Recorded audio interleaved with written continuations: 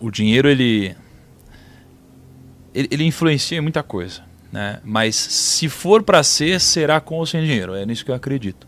Né? Destino. Então, assim, pô, se for para condição, se for para uma doença te prejudicar, ela vai te prejudicar com ou sem dinheiro, se for a sua hora, né? Então, eu passei a acreditar cada vez mais nisso, né? O ponto é que eu acho que o dinheiro eu acho que o dinheiro ele tem uma relação, sim, com felicidade e com vida e morte. Eu acho que existe uma relação entre todas essas coisas. Então me explica. Só que eu acho que o dinheiro e a felicidade, eles são circunstanciais. Né? Então, por exemplo, o dinheiro compra felicidade? Depende para quem. E depende por quanto tempo. Por quê?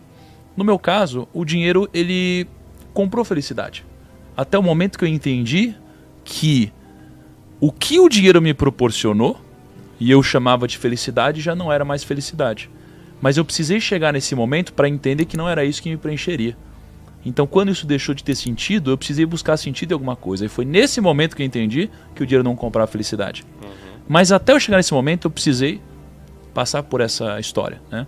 E quando você olha para pessoas, às vezes, muito pobres, você pergunta qual é o seu sonho, o que te deixaria feliz. Né? Para muitas dessas pessoas, o dinheiro realizaria todos esses sonhos e deixaria as pessoas felizes. Até elas terem dinheiro para entenderem que não é isso que as preenche. Né? Por isso que eu acho que isso aqui é momentâneo, né? Mas compra sim felicidade temporária, né? Porque cada um tem o seu grau de limitado. Seria felicidade, né? Ou compra desejos? Que a pessoa está desejando uma casa, mas ela nem sabe se a felicidade está ali mesmo. Mas o ponto é, como que alguém vai mensurar consegue descobrir o que é a felicidade? É como eu te perguntar se você ama, né? Você ama a sua esposa? Poxa, eu amo. Tá bom. Mas se você for pegar na sua história, quantas pessoas você já não achou que amou antes de amar a sua esposa de verdade? Né? Então é difícil você descrever algum sentimento antes de você senti-lo de verdade. E as pessoas, elas correm esse tipo de risco, né, de errar a interpretação. E para mim, cara, eu acho que tem sim interferência, mas se for o seu momento, não tem o que você possa fazer, cara. Mas o mundo, ele sempre esteve, né, durante muito tempo ele esteve muito agressivo e muito ruim para a maioria das pessoas, né? Se a gente pegar os últimos 100 anos nos Estados Unidos, 99,9% das empresas quebraram. E 4 presidentes foram assassinados. E a gente não teve, talvez, uma massificação de espiritualização, mesmo tendo um cenário como esse. Qual que é a diferença de hoje? A diferença de hoje é que a gente tem a internet e as redes sociais muito latente na nossa cara. E tem uma parábola que, para mim, explica o que está acontecendo, e daí vem a necessidade de se espiritualizar. Que é a parábola dos trabalhadores nas vinhas, né? Então, olha só a reflexão, né? Nos trabalhadores das vinhas, né? Você tinha, poxa, o pessoal queria ajuda para trabalhar nas vinhas, passou de manhã, 9 horas da manhã, falou, você quer trabalhar ganhando um denário? Quero. Aí a turma foi trabalhar. Passou meio-dia, vocês aí, quer trabalhar até o final do dia ganhando um denário? Quero. Vem trabalhar. Chegou 5 horas da tarde, vocês aí, querem trabalhar ganhando um denário? Quero. Então vem trabalhar. Todos eles estavam desempregados. Foram trabalhar. Chegou no final do dia, paga pra eles aí um denário pra cada um, começa de trás pra frente. Aí pega a turminha das 5 da tarde. Fala, um denário pra cada um. Obrigado. Aí chega a turminha do meio-dia, um denário pra cada um. Ué, um denário pra gente? O pessoal ganhou um denário, trabalhou 1 hora só, a gente tá desde o meio-dia aqui embaixo do sol, a gente vai ganhar menos que os outros? Pum. Aí vem a turminha da 9 da manhã. Toma aqui, um denário pra vocês. Um denário? Isso é um absurdo, a gente trabalhou o dia inteiro. A gente trabalhou o dia inteiro, a gente fez tudo isso e a gente ganhou a mesma coisa que os caras que trabalharam 1 hora, os caras que trabalharam meio-dia, a gente ganhou menos que todo mundo. Aí o dono chegou e falou, ué, mas por que você tá fazendo isso? Você tá fazendo isso porque eu fui mais generoso com os outros? Né? E qual que é o insight aqui pra mim? Tava todo mundo desempregado, mano. Os caras esqueceram que eles estavam desempregados. Primeiro ele falou assim, esse não era o combinado? Era o combinado? Então, mas assim, tá todo mundo desempregado. Eles esqueceram que estavam desempregados. Eles combinaram ganhar um denário. Eles ganharam o que eles tinham combinado. Aconteceu uma coisa ótima na vida deles. Em qual momento a vida deles estragou? Quando eles olharam pro lado e viram que alguém estava se beneficiando mais do que eles. E na rede social, é impossível isso não acontecer. Mesmo que a vida de quem está nos holofotes seja pior que a sua. Por quê? Porque a gente vai comparar o nosso bastidor com a vida do outro. Então a gente vai comparar o que a gente sabe da realidade que a gente vive com a única coisa que essa pessoa quer mostrar pra gente. Um palco. Então isso daqui tá espancado na nossa cara, dizendo assim, a sua vida é um lixo. Essa é a vida que você deve buscar e é uma vida utópica, porque ninguém vive essa vida que é mostrada na rede social, isso é impossível, né? E no momento que isso começa a acontecer na nossa cara, a gente começa a ter conflitos internos muito fortes, muito poderosos e talvez muito difíceis de resolver, né? E no momento que a nossa vida começa a parecer mais difícil e muitas vezes a gente começa a não encontrar um sentido para as coisas que estão acontecendo, a gente entende que talvez a resposta não esteja no material. E aí isso daqui aparece de duas formas. Aparece de um lado para as pessoas que buscam sofrer menos ou criar um sentido para sua vida, e do outro lado das pessoas que se comunicam com essas pessoas com uma missão de que elas devem ajudá-las, né? Como um mensageiro e não como a mensagem, né? Então é por isso que eu acho que está acontecendo um movimento como esse, né? Pelo quão escancarado está sendo as coisas que aparecem na nossa cara nas redes sociais, né? E aí é uma mistura desse lado e, putz, as vozes que estão entregando essas mensagens para diminuir o sofrimento das pessoas e dar um sentido para a vida delas, né?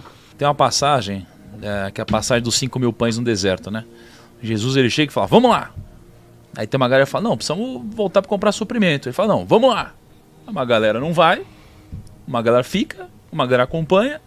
Aí no meio do caminho chegam os discípulos e falam assim, poxa, a galera tá com fome, precisamos alimentar a turma, né? E ele fala, porra, vocês têm pouca fé, então começa a alimentar a turma, né? E aí diz que Jesus os orientou, né? E ordenou, deu os pães para eles e eles distribuíram os pães para os 5.000, né? E depois disse que eles passaram com uma cestinha recolhendo os pães que sobraram, né?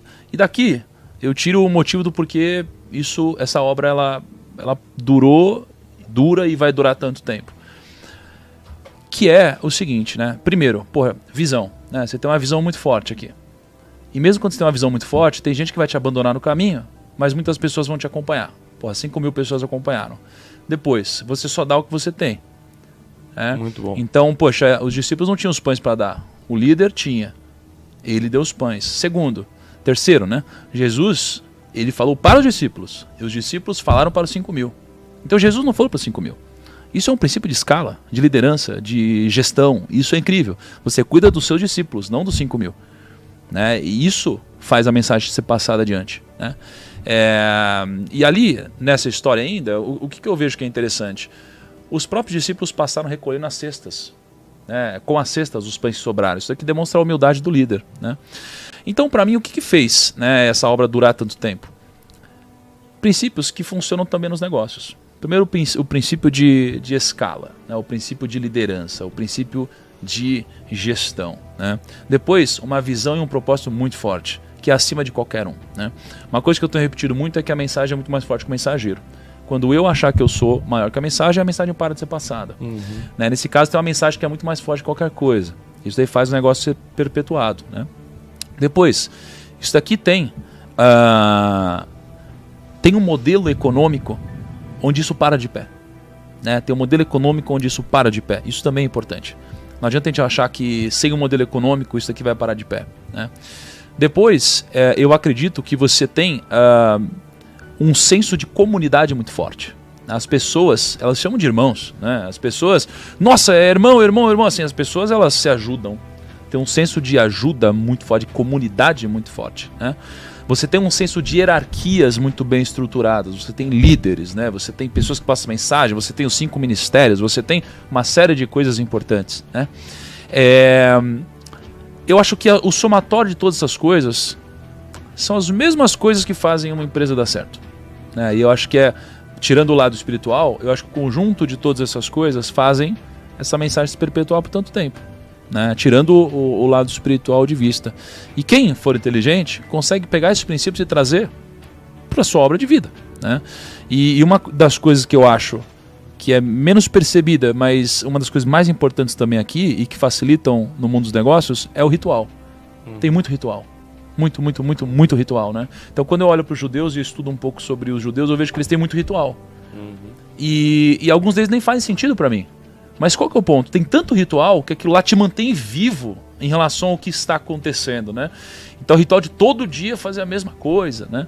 Então o somatório desses princípios, ritual, liderança, gestão, pilares econômicos, hierarquia, mensagem, distribuição, escala, comunidade, eu acho que isso daqui é o que fez a mensagem ser passada durante tanto tempo e vai continuar, né?